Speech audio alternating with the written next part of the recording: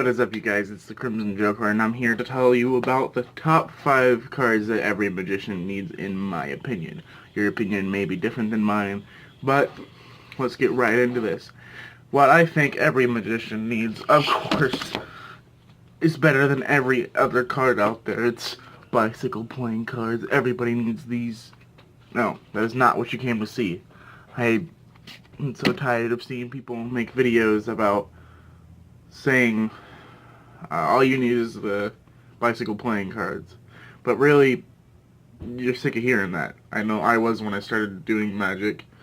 But, so let's actually get into cards that are other cards besides bicycle playing cards.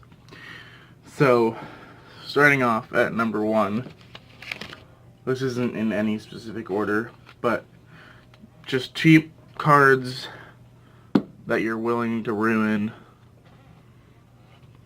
Like, I bought, these are $1 at my grocery store. They're just plastic code cards. They're terrible. So I'm obviously not worried about ruining them.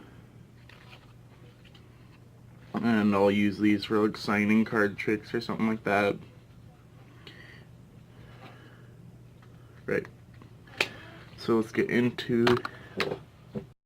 the next deck.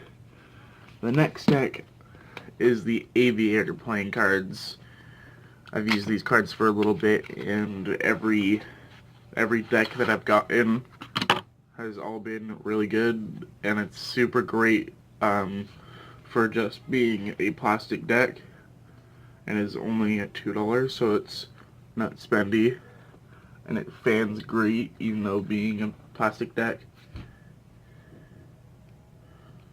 Alright.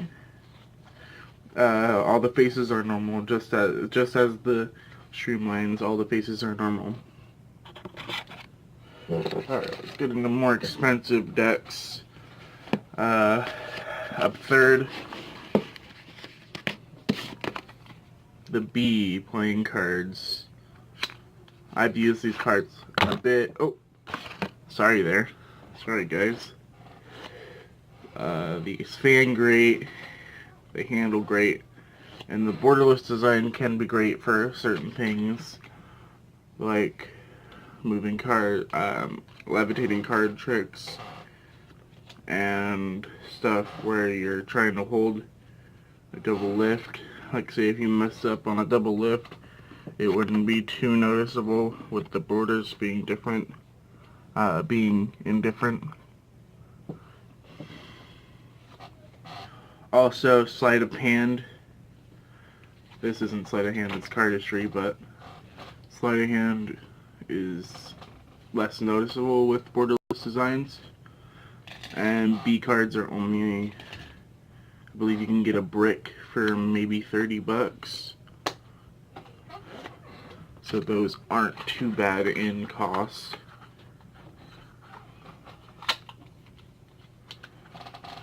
Up next, we have the stud playing cards.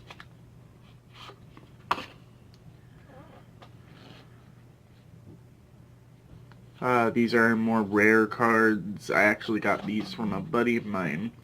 These are more rare to find cards, but they are impressive cards. That was a bad fan on my part. They're incredibly impressive cards. They spread really well, and they also handle super well. So let's get into the final deck. Some honorable mentions. I'm not going to show them, but if you can find a lot of, no, you don't want to hear this, but a lot of bicycle decks do work. Bicycle, knock playing cards, if you're more into thicker playing cards. They don't fan really well, but knock playing cards are super good for stuff like cardistry and aerials and card productions, because they're a thicker stock and you can really get those springs really well.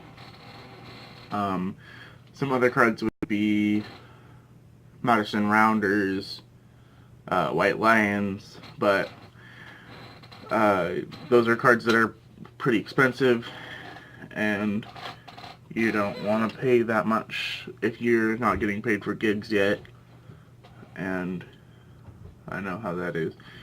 So let's get into the final cards. These cards, I think every magician should at least have one deck of them. They're just so known in the Magicians Codex for cards, and a lot of you probably know them, and they are the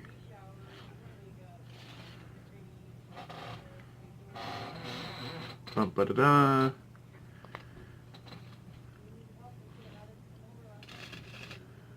I am so sorry, I'm brain farting what they're called.